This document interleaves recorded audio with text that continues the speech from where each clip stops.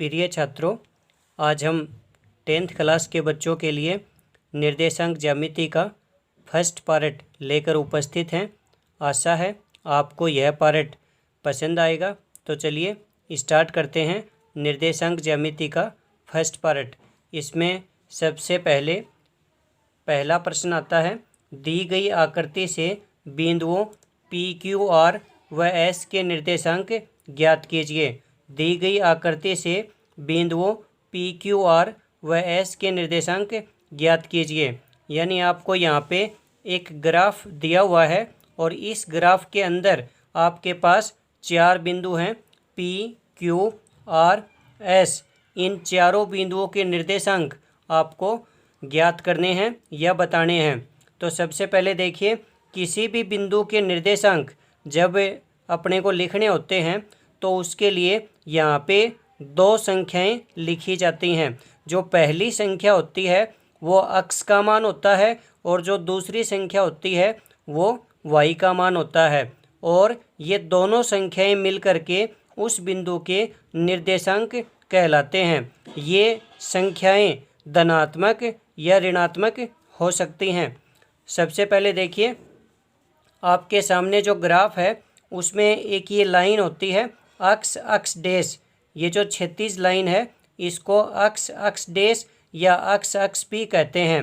और एक ये ऊर्ध्वाधर लाइन है खड़ी लाइन, इसको वाई डैश या वाई अक्स भी कहते हैं। ये दोनों लाइनें, दोनों रेखाएं जिस बिंदु पर एक दूसरे को काटती हैं उस बिंदु को ओ या मूल बिंदु कहा जाता है। मूल बिंदु पर x का मान तथा y का मान दोनों ही 0 होते हैं। ठीक है, अर्थात मूल बिंदु के जो निर्देशांक होते हैं वो 0 होते हैं। चलिए अब स्टार्ट करते हैं बिंदु P के निर्देशांक।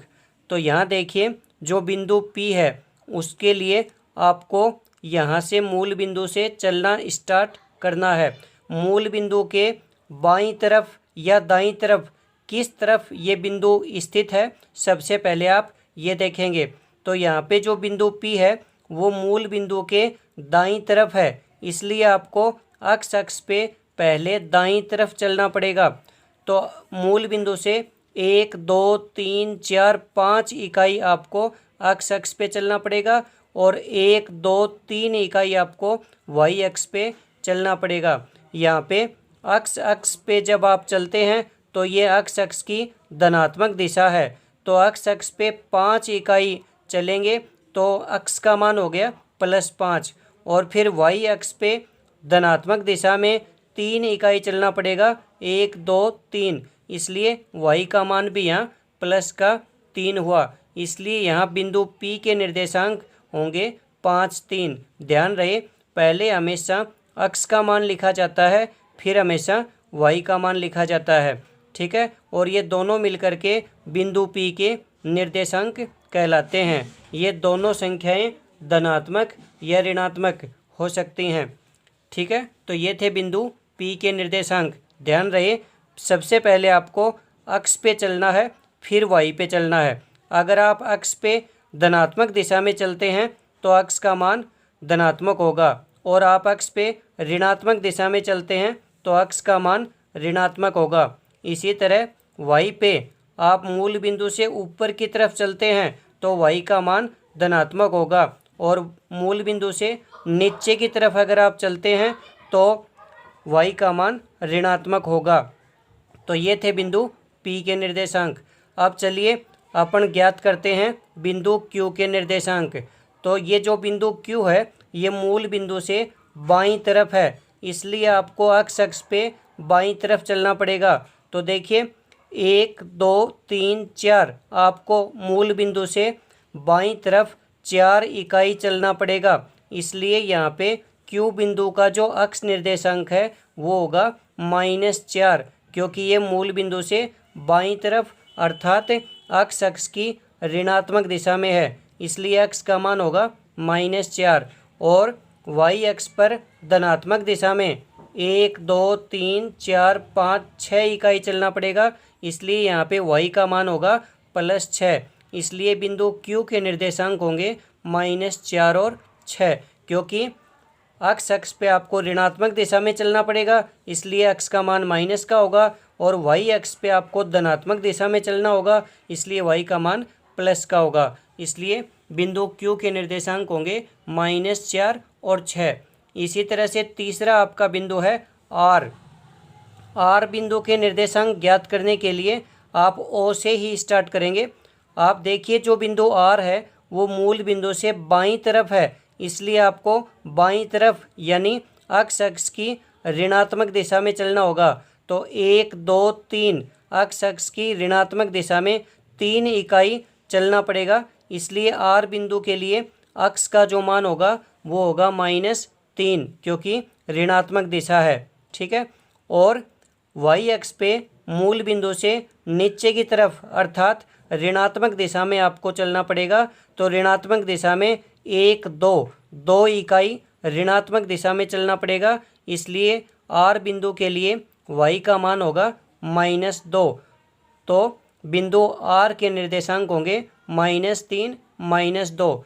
चलिए अब जो चौथा बिंदु है एस, उसके निर्देशांक ज्ञात करते हैं। आपका जो चौथा बिंदु एस है वो मूल बिंदु से दाईं तरफ है। तो मूल बिंदु से दाईं तरफ अर्थात एक्स अक्ष की धनात्मक दिशा में आपको 1 इकाई चलना पड़ेगा, इसलिए इसका अक्ष निर्देशांक है वो होगा +1। और मूल बिंदु से नीचे की तरफ वाई पर आप ऋणात्मक दिशा में चलेंगे, तो ऋणात्मक दिशा में 1 2 3 4 5 यानी ऋणात्मक दिशा में आपको वाई अक्ष पर 5 इकाई चलना पड़ेगा, अर्थात एस बिंदु के लिए वाई जो निर्देशांक है वो होगा -5, इसलिए बिंदु एस के निर्देशांक होंगे 1 -5। तो छात्रों आप इस तरह से किसी भी बिंदु के निर्देशांक ग्राफ के अंदर ज्ञात कर सकते हैं, लेकिन उसके लिए आप ध्यान रखिए कि सबसे पहले आपको अक्ष का मान लिखना है। अक्ष का मान लिखने के लिए अगर आप मूल बिंदु से दाईं तरफ चलते हैं तो अक्ष का मान धनात्मक होगा, और मूल बिंदु से बाईं तरफ अगर चलते हैं तो अक्ष का मान ऋणात्मक होगा। इसी तरह से मूल बिंदु से ऊपर की तरफ चलते हैं तो वाई का मान प्लस का होगा, और मूल बिंदु से नीचे की तरफ अगर आप चलते हैं तो वाई का मान ऋणात्मक होगा या माइनस होगा। ठीक है। इस तरह से आप किसी भी बिंदु के निर्देशांक ज्ञात कर सकते हैं। यहाँ पे आप एक चीज़ का ध्यान रखिए कि इन बिंदुओं के निर्देशांक ज्ञात करने के लिए जो पैमाना या स्केल जो लिया गया है वह है 1 बड़ा खाना बराबर 1 इकाई। यानी जो ये बड़े खाने होते हैं जैसे 0 से लेकर 1 तक ये एक बड़ा खाना हो गया, 1 से लेकर 2 तक ये दूसरा बड़ा खाना हो गया। इस तरह से 1 2 3 4 5 ये 5 खाने हो गए बड़े। तो एक खाना जो है वो 1 इकाई के बराबर यहाँ पे माना गया है, अर्थात यहाँ पे एक बड़ा खाना होते ही 1 इकाई पूरी हो जाएगी। तो 1 2 3 ये यहाँ पे 3 इकाई और 3 बड़े खाने कंप्लीट हो चुके हैं। ठीक है। तो यहाँ पे एक बड़े खाने को 1 इकाई के बराबर माना गया है। ये जो एक बड़ा खाना होता है ये लगभग 1 सेंटीमीटर का होता है। तो आप यहाँ ये भी लिख सकते हैं 1 सेंटीमीटर बराबर 1 इकाई। ठीक है। तो ये था आपका प्रश्न नंबर 1, जिसमें आपको 4 बिंदुओं के निर्देशांक ज्ञात करने थे। आपका अगला जो प्रश्न है वो देखिए, आपका प्रश्न नंबर 2 है, बिंदु 3 4 की वाई अक्ष से दूरी क्या होगी। बिंदु 3 4 की वाई अक्ष से दूरी क्या होगी। इसके लिए आप वापस देखिए उसी ग्राफ के अंदर चलिए। आपका जो बिंदु P है, ये जो बिंदु P है, अगर आपको ये पूछा जाए कि ये जो P बिंदु है ये अक्ष अक्ष से कितनी दूरी पर है, ये लाइन अक्ष अक्ष है, ये जो रेखा है ये अक्ष अक्ष है, और P बिंदु इससे कितनी दूरी पर है। तो देखिए अक्ष अक्ष से 1 2 3 अक्ष अक्ष से 3 इकाई दूरी पर होगा। ये जो P बिंदु है ये अक्ष अक्ष से 3 इकाई दूरी पर होगा। इसी तरह से अगर ये पूछा जाए कि बिंदु P वाई अक्ष, ये जो ऊर्ध्वाधर लाइन है खड़ी लाइन वाई अक्ष, इससे कितनी दूरी पर है, बिंदु P वाई अक्ष से कितनी दूरी पर है। तो देखिए 1 2 3 4 5, जो ये बिंदु P है ये वाई अक्ष से 5 इकाई दूरी पर होगा। तो आप इसको डायरेक्ट भी याद रख सकते हैं कि अगर आपको अक्ष से दूरी पूछी जाए तो वाई वाला मान बताइए, और वाई अक्ष से दूरी पूछी जाए तो अक्ष वाला मान है यानी एक्स निर्देशांक है वो बताएंगे आप। तो P बिंदु की अक्ष से दूरी होगी 3 और वाई अक्ष से दूरी होगी 5। ठीक है, इसी तरह से आपको ये जो प्रश्न है 2 ये करने हैं। आपका दूसरा प्रश्न है बिंदु 3 4 की वाई अक्ष से दूरी क्या होगी। बिंदु 3 4 की वाई अक्ष से दूरी क्या होगी।